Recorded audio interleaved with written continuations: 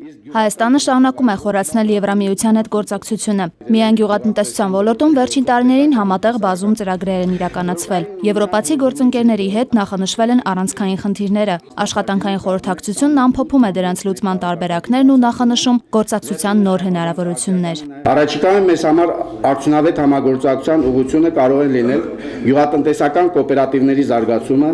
հետբերքահավաքային գործընթացների արդյունավետ կազմակերպումը եւ ենթակառուցվածքների ստեղծումը, խորհրդատվական համակարգի արդիականացումը։ Վերջին տասնամյակում Հայաստանի տնտեսության զարգացման կարևոր ուղղություններից է գյուղատնտեսությունը։ Աշխատատեղեր ապահովելուց բացի այն ապրուստի միջոց է շուրջ 400,000 մարդու համար։ Ուստի շատ կարևոր է Հայաստանի կառավարության որդեգրած ռազմավարությունը, որն ամրագրում է 2010-20 թվականներին գյուղատնտեսության զարգացմանն ուղղված պետական քաղաքականության հիմնական ուղղությունները։ Եվրամիության գործընկերները գյուղատնտեսության զարգացման նոր ծրագիր են առաջարկել կառավարությանը։ Փոխվարչապետը հուսով է, որ փաթեթը արդյունավետ ընթացք կունենա։ Հնարավորություններ ենք ունենալու շատ հարցերին